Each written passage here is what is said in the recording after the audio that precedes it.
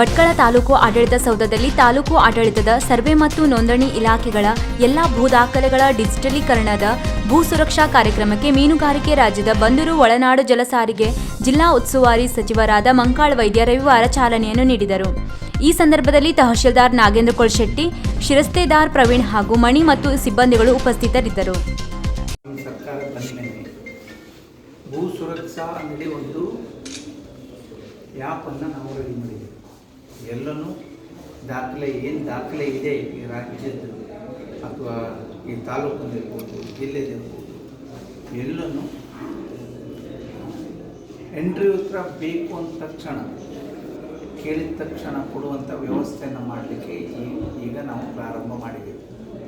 ಈಗ ನಮ್ಮದೊಂದು 25ರಿಂದ 30% ಮಾತ್ರ ಈಗ ಸ್ಕ್ಯಾನ್ ಆಗಿದೆ. ಅಷ್ಟು ಮುಗಿಬೇಕು ಅಂದರೆ ಹೆಚ್ಚು ಕಡಿಮೆ ಜೂನ್ ಲಾಸ್ಟ್ ಒಳಗೆ ಮುಗಿಬೇಕು ಅಂದರೆ, ಈಗ 6 ತಿಂಗಳೊಳಗೆ ಮುಗಿಸ್ಬೇಕು ಅಂದರೆ, ಹಾಗಾಗಿ ಮುಗಿಬೋದು ಅನ್ನೋದು ನಮ್ಮ ನಿರೀಕ್ಷೆ. ಏನೋ 15 ದಿನ ತಿಂಗಳ ಹೆಚ್ಚು ಕಡಿಮೆ ಆಗ್ಬೋದು. ಭಾಳ ಇದೆ, 1-2 ಇದ್ರಲ್ಲಿಲ್ಲ, ಲಕ್ಷಗಟ್ಟಲೆ ಪೇಜ್ ಇದೆ. ಹಾಗಾಗಿ ಅದಷ್ಟು ಪೂರ್ತಿ ಮೊದಲೇನಾಗ್ತಿತ್ತು, ಯಾರೋ ಎಂಟ್ರಿ ಉತ್ತರ ಬರಬೇಕಂದ್ರೆ ಅದು ಏಜೆಂಟ್ ಹಿಡ್ಕೊಂಡು ಬರಬೇಕಿತ್ತು, ಅಥವಾ ಯಾರಿಗೆ ಗೊತ್ತಿತ್ತು ಅವ್ರು ಮಾತ್ರ ಬಂದು ಅವ್ರಿಗೆ ಮಾತ್ರ ಕೊಡ್ತಿದ್ರು, ಅಥವಾ ಏನೇನೋ ಮತ್ತೆ ಹೇಳೋದಿಲ್ಲ ನಾನು.